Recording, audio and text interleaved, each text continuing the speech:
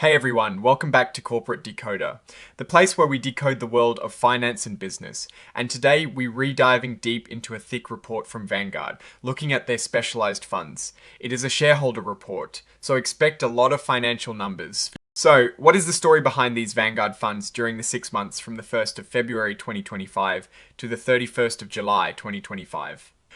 I'll be sifting through the financial statements to see how these investment vehicles performed, finding the real story behind the dollars and cents. Before we dive in, if you appreciate getting straight up insights from financial filings like this, make sure you hit that subscribe button and join our Discord community, linked down in the description below, where we break down all sorts of corporate intel. Alright, this document is formally a certified shareholder report for registered management investment companies filed with the SEC. Think of it as a very detailed check-in on how these investment funds are doing.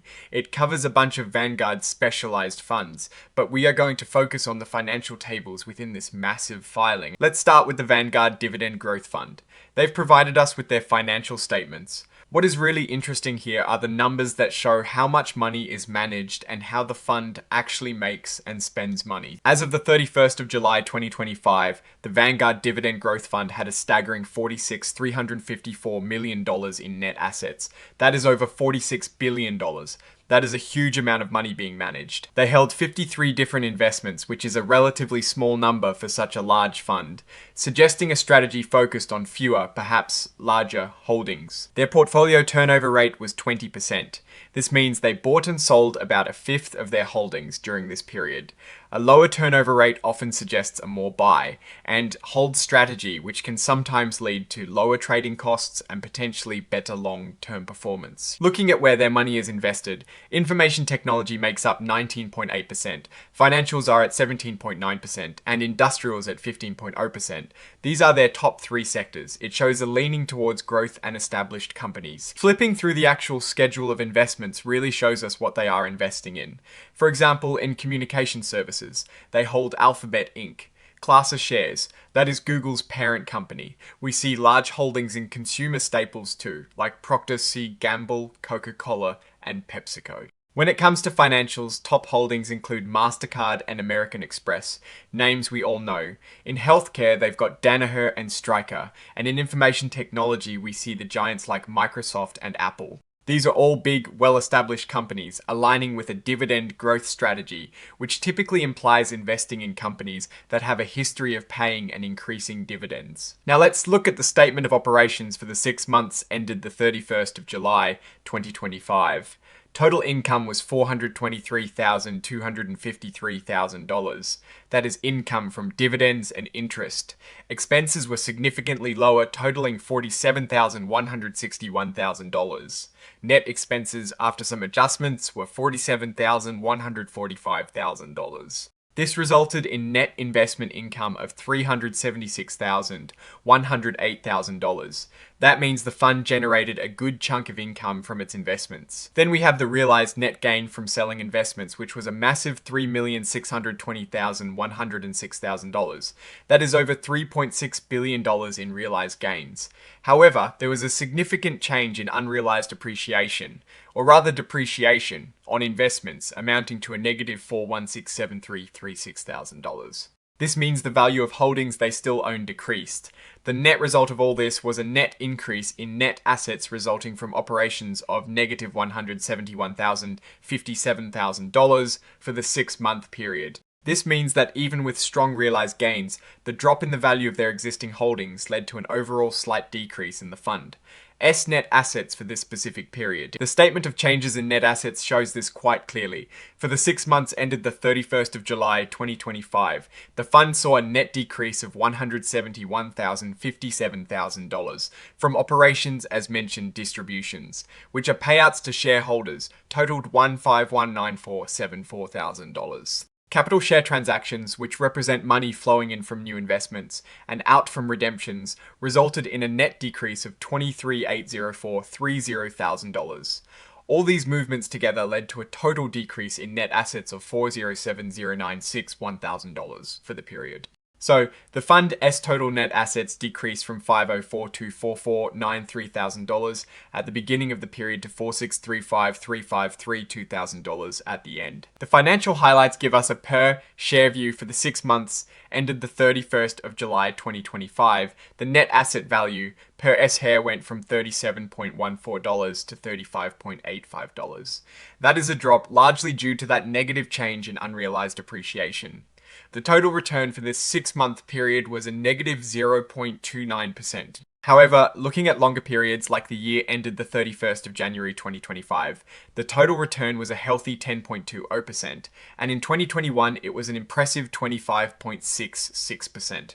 So while this particular 6-month period saw a slight dip, the longer term picture appears stronger, reflecting the ups and downs of the market. Digging into the notes to financial statements is crucial. Here, they explain accounting policies. For example, under security valuation, they explain how they value the investments using quoted prices, or if those aren't available, other methods to determine fair value.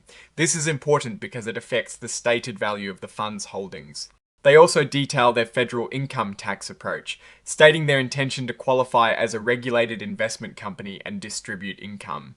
And under securities lending, they explain how they lend out securities to earn extra income, which is secured by collateral. This is a common practice for investment funds to boost returns. Now, let us shift gears to the Vanguard Energy Fund.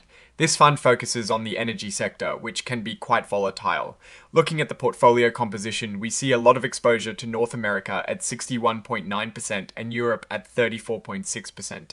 This reflects the global nature of the energy industry. For the 6 months ended the 31st of July 2025, investment income was $129,551,000. Total expenses were $11,353,000, leading to net investment income of $118,215,000. Realized net gain on investments was $38,720,000. However, the change in unrealized appreciation on investments was a very positive $378,078,000. This indicates that the value of their energy holdings increased significantly during this period.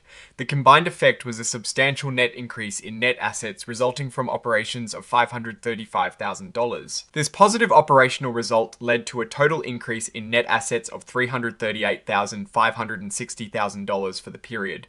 The fund's net assets grew from $558,186,000 to $592,042,000. This shows a growing fund, and the positive unrealized gains are a big contributor. Now, let's consider the broader context. Energy prices can be really unpredictable, influenced by global demand, geopolitical events, and even weather. This fund's performance directly ties into how those factors play out. The strong positive unrealized appreciation suggests that the energy market was favorable during this 6-month period, and the fund was well positioned to benefit. Moving on to the Vanguard Healthcare Fund. This fund invests in companies in the health and life sciences sectors. Their portfolio composition shows a heavy concentration in North America at 67.2%, followed by Europe at 22.0%. This is typical for a healthcare fund, given the dominance of US and European pharmaceutical and biotech companies. For the 6 months ended the 31st of July 2025, total income was $304,165,000.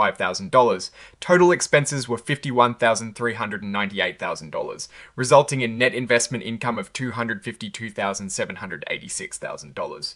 Interestingly, realized net gain from investments was a negative $468,000. This means they sold some investments at a loss.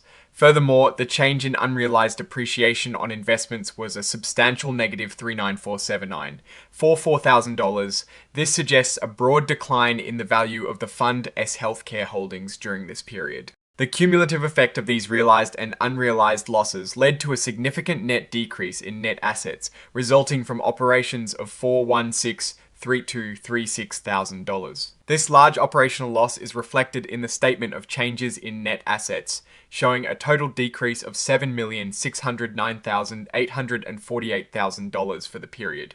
The Fund S net assets dropped considerably from $4,190,69,61,000 to $3,429,701,013,000. This is a notable decline, and it highlights the risk associated with sector-specific funds, especially when that sector faces headwinds. Finally, let's look at the Vanguard Dividend Appreciation Index Fund, which includes both ETF shares and Admiral shares. This fund aims to track an index of companies that have a history of increasing their dividends over time. The portfolio composition here shows a broad diversification across sectors, with financials at 22.5%, information technology at 26.5%, and healthcare at 14.5% as the top sectors. For the 6 months ended the 31st of July 2025, total income was $953,698,000. Expenses were much lower at $27,550,000, giving a net investment income of $926,148,000. Realized net gain on investments was a very strong $193,676,000. The change in unrealized appreciation on investments was a positive $164,378,000. This all resulted in a substantial net increase in net assets resulting from operations of $3,026,702,000. This strong operational performance translated into a total increase in net assets of $3,851,886,000 for the period. The fund net assets grew from $1,057,272,014,000 to $1,095,7,900,000. For the Admiral shares specifically, the net asset value went from $54.89 to $55.88, showing growth. Now, let us analyze the overarching story from these Vanguard funds. What we saw were mixed results. The Dividend Growth Fund and the Dividend Appreciation Index Fund showed resilience with strong investment income and gains, leading to overall asset growth or relatively modest decreases during the period, especially when looking at longer-term returns. This suggests these funds are performing according to their strategy of focusing on stable, dividend-paying companies or a diversified index.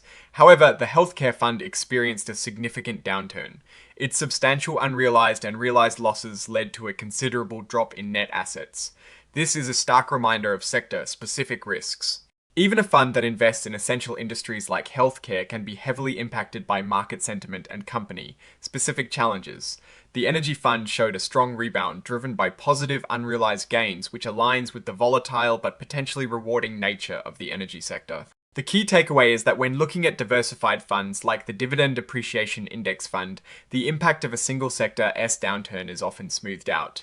However, sector-specific funds like healthcare or energy can experience much larger swings, both positive and negative, based on market conditions relevant to that industry. Looking at the leadership changes mentioned in Item 9, the election of trustees is standard procedure. It seems like a stable board is in place, with most trustees continuing their service. This stability is generally a positive sign for fund management. The statements regarding advisory arrangements in Item 11 for funds like Energy Fund, Healthcare Fund, and Dividend Appreciation Index Fund are quite detailed. They highlight the board's rigorous review process for keeping these advisory contracts, focusing on the quality of services, performance, cost, and economies of scale. This level of scrutiny is reassuring, showing that the fund's managers are actively evaluating the effectiveness and fairness of the advisory fees.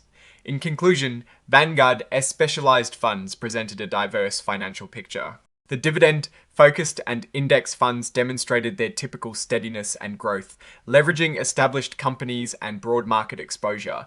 The Energy Fund capitalized on a favorable market environment, while the Healthcare Fund faced significant headwinds, illustrating the inherent risks of sector concentration. The strong emphasis on trustee oversight and the detailed review of advisory arrangements point to a well-governed operation. But the performance of sector-specific funds can be a roller coaster. So, what is your take on these Vanguard fund performances? Do these numbers give you confidence in their strategies, or do the sector-specific risks worry? You let me know your thoughts in the comments below. If you found this deep dive into Vanguard's report valuable, please hit that like button and subscribe for more corporate breakdowns, and definitely check out that Discord link in the description to join the conversation. Thanks for watching, and I'll see you in the next video.